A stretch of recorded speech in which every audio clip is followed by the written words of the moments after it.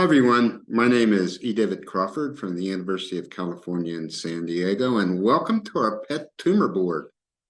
PET imaging, especially PSMA PET, in my opinion, is one of the most significant advances in prostate cancer management in the last decade. It has created a lot of opportunities and also challenges. I have observed that in many tumor or second opinion boards, almost half of the cases now are focused around PET scanning, particularly PSMA PET. We recently published our latest RADAR 6 and 7 guidelines, which goes through in detail a lot of the indications for PET, the pitfalls and the ups and downs. We have a lot to learn, and we hope that these monthly tumor boards will broaden your knowledge in this area. I would like to thank Blue Earth Diagnostics, who recently developed and launched a PSMA PET product called rhPSMA or POSLUMA for this educational grant. We have gathered for this tumor board panel 3 international experts in this field. They have not seen these cases beforehand, and so they are as blinded as you are to what's going to happen in these cases. First panel member is Dr. Phil Koo. Phil is at MD Anderson Banner in Phoenix, Arizona. He is a nuclear medicine physician. Also, Dr. Daniel Petrolak, a medical oncologist from Yale, well known in the field of prostate cancer, is joining us. And a radiation oncologist, Dr. Paul Wynn from Harvard Brigham in Boston, Massachusetts. So, gentlemen, let's go ahead and get started. This case is a 60-year-old lawyer who had a PSA of 10.5. And he had a biopsy and had a Gleason 7 and half of the core, 6 to 12, primarily on the left. Conventional imaging was negative, and he chose, we have a Proton center here, in 2020 to receive proton therapy and 6 months of ADT. Let me ask Phil to begin with. What's sort of the cutoff where conventional imaging is still indicated? Or with this guy, I mean, according to our RADAR guidelines we did, he would have qualified for conventional imaging because his PSA was above 10. But he didn't have a nodule, and he did have a Gleason. He didn't have a, well, he didn't have an 8, 9, or 10, but he had a 7. Phil? You know, in our radar article, the first one, we talked about having 2 out of 3 criteria: PSA greater than 10, T3B disease, or Gleason greater than equal to 7. I think, you know, when we first wrote Radar 1, we didn't have access to PSMA PET. Now that we have PSMA PET, what we're seeing and what all the approvals are for unfavorable, intermediate, or worse disease. So we're seeing more and more use of PSMA PET up front without getting conventional imaging first. Okay. So it's just let's just talk about some stuff here. Great group. Paul, the radiation oncology catching on to the grade group 1 through 5, or are we still in the Gleason 3, 4, and 3, 3 in that era? I mean, I admit I still use both of them. I still liked seeing 4+3 like this, but I can, you know, translate it to grade group 3. With his 4+3 and PSA above 10, he's in the unfavorable intermediate group. Dan? Yeah, I mean, I think that we use both our institutions, so it just gives me a little bit more feel for what's going on. All right, so let me just start. What about MTI? Phil, is this one of the indications is the high-risk local disease, whatever that means? This guy meet it? Yeah, unfavorable intermediate it is a recommendation to get PSMA PET. And again, you don't necessarily need to get conventional imaging first. In fact, you shouldn't. So we did, I mean, 2020 was sort of a transition year where we're beginning to get that, but today, without question, you would say get PSMA PET? Yes. Okay. And what about you, Paul? Would you radiate this guy without getting that? Or, I mean, we have some problems with insurance coverage too, but. It's a tough call. For me, certainly for high risk, we're trying to get the PSMA PETs. Availability is an issue sometimes. Sometimes we have to wait 6 weeks for them. So this is a patient where I'm kind of plus minus. I would be willing to radiate him without a PSMA PET, but I would prefer to have one if I could. Okay. And then I guess the other thing is this guy, 6 months of ADT. Dan, is that good for you or? Yeah, I think also that's why I would like to see a PSMA PET. If I'm going to see occult nodal disease, I'm going to probably add to both length as well as the intensity of the ADT. It probably would add a next generation to it. Although there's no data for it, but you would assume that this is potentially, micrometastatic, and that we'd want more therapy in the situation. So what does ADT mean to you? I mean, does that doublet therapy? Is it, something for flare? What does it mean to you? So, I mean, ADT in my mind is just simply single therapy.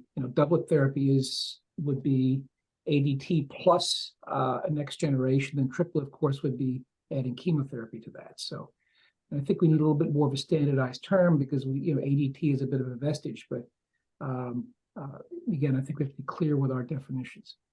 So we have doublet there. We had the first and second generation anti-androgens. Now we're in the third, and they still call them the second. But and we use the word ADT, and we have androgen biosynthesis inhibitors and other things, and that stands for androgen deprivation therapy. And people are talking about some other terminology. I think, and just writing a paper on this, is that we ought to keep the word ADT and just make it androgen directed therapy. So we're doing something to androgens, and I think that could be widely accepted without getting rid of our ADT term. But other people want to use ADT plus this and that. I don't know. What do you think? I mean, I think again, if it's used consistently, it's not a problem. But as we saw with the terms hormone resistant, castration resistant, and then you and I came up with the term endocrine resistant years ago. We just have to be careful about our definitions that we're talking the same language. Well, you and I wrote a paper about not doing that, and you know what? We were right now. Everybody's going back to what we said 10 years ago Exactly. about that when that came out. Okay. Let's get going on this case. So his nadir PSA is 0.9. Paul, not good. Good. What? Not good if he got 6 months of ADT. I mean, I would expect these patients to be well below 0.1, undetectable after radiation and 6 months of ADT. So he had double trouble. He was having a lot of hot flashes and was sexually active, but he got his doctor to start him on testosterone replacement therapy for 2.5 months. And he subsequently stopped it. He had pain with orgasm and other things like that. But after that, the following year, his PSA was now in May of 22, 1.23. He was in the clinic with clot retention. He had a bladder neck contracture, which was opened, and he had abnormal suspicious areas in his trigone, which were biopsied and determined to be radiation cystitis. He had another episode of retention. Here's his pathologic diagnosis from his biopsies. He had necrosis and he had inflammation. And down here, they say pathologic changes are likely due to radiation. So what do we, radiation oncologist, Paul, what do we do about this guy here? Yeah, this is a tough situation. You know, we try our best to minimize the dose of the bladder, and we try all this daily imaging, but these kinds of things can happen. And it looks like this patient's had a particularly strong late reaction to the radiation. So, you know, at this point, we're trying to do supportive care. If he's bleeding, we send them to our urology colleagues and see if there's anything that can be fulgurated or, you know, any way to create hemostasis. And then otherwise, we're trying to let them heal. And so that could be observation, that could be all the way up to sending them for hyperbaric oxygen. Okay, well, you're right on. So this guy also went to Duke and worked there also. And then in November of 22, he got hyperbaric oxygen plus Cipro, and he had gross hematuria GH with burning for a while, got a little bit better. And now we see him with a PSA of 8.32. Phil, imaging, what do we do? You know, it's interesting. Earlier on, when he went up to 1.23, I probably wouldn't have imaged him. But now that it's rising, and it's rising pretty rapidly, I'm getting a little concerned and would definitely want to be aggressive. This seems faster than I would have expected. So I think a PSMA PET here should be considered. Okay. Anybody disagree? Nope. All right. So what happened was he ended up getting imaging, and the first thing he got was MR of the prostate, 48.2 grams. That's kind of large for a guy that's got ADT and radiation, but he had, you can read it here, decreased signal, seminal vesicles, I guess. How hard is a MR to read after radiation, Phil? I mean, I don't read prostate MRs, but from what I know and speaking to colleagues, I think it is challenging, and it's oftentimes difficult to separate inflammation from tumor. Okay. Well, he had a bone scan and no definitive evidence of osseous metastatic disease. And that was it. And we had this was a guy that we got a lot of pushback from insurance companies about getting a scan and availability of some of the new PSMA scans. So we were able to get a fluciclovine oxymin scan on him, and I need to go back here. And you can see he had activity in his prostate gland, and so it had some nodes. What do you think of sub-centimeter bilateral retroperitoneal on left pelvic nodes, Phil? You know, the fact that they're sub-centimeter to me is irrelevant. If they were fluciclovine avid in the setting of an elevated PSA, I would be very concerned those were sites of metastatic disease. It's interesting, you know, they commented in the impression about these bilateral inguinal nodes. We know that prostate cancer rarely goes bilateral inguinal, but they're commented here, so I wouldn't worry about them. But it's really those retroperitoneal nodes that concern me. And I'd also like to point out that MRI, I read the impression there, you know, it's challenging because the MRI is just looking at the pelvis, and you could see that these nodes that were outside of the pelvis, potentially in the retroperitoneum, would not be called. And even if it was in the field of view, they may have not called it because they were sub-centimeter. Because on MRI and CT, we often use CT as the cutoff, or we use size as a cutoff, not physiology. Okay, so I like the biopsy prostate. So I did that on March the 8th of this year, and didn't find anything but radiation changes. And our tumor board said radiate lesion, whatever that was, some of them, and start ADT. Dan, would you at this point start ADT or not? Yeah, I mean, based upon these small lesions, small lymph nodes, I would definitely start ADT. Okay. And so you would treat him like metastatic disease, right? Yeah, I mean, I think again, I'm pretty convinced from the data, and I agree completely with what Phil said before about the avidity of these particular areas. So what does ADT mean to you in this guy? Are we talking about his LHRH agonist or antagonist? That's a great question. I would give him an LHRH plus the next generation. Okay, so like apalutamide, enzalutamide, darolutamide, something like that. You wouldn't give chemo in this guy, right? No. Okay. Paul, what would you do to him? Is there anything you'd radiate here? Yeah, I mean, it sounds to me like he still has potentially quote unquote curable disease in the extent that he's got the nodes in the pelvic region and the retroperitoneal. It's a little bit higher than I like to go, but he's a young man. I think you said he was 60 initially. So I would try to radiate a nodal region, like basically try to patch on retroperitoneal pelvic nodal field. Try not to overlap with the prior proton field, and try to stay off of his bladder, because obviously his bladder is very sensitive right now. Yeah. Bill, is there any reason to get a PSMA scan on him or anything at this point? At this point, You know, I don't think so. I don't think it would necessarily change what we're doing. And to your point earlier about actionable findings, I don't know if it would necessarily change anything right now. Okay.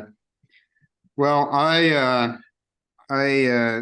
try to get one and PSMA scan right in May or June, and when it was unable to get it, kept being persistent, and we got one, and so it was an interesting one of the conversations. I remember being on the phone for 20 minutes talking to various people about trying to get approval, and then getting passed to the next one and next one, and then I got disconnected. So that, I don't know if anybody else has experienced that harassment, but it happened. So I was able to get a scan on him, and this is what it showed, Phil. It showed that he has multiple foci of increased uptake within the gland.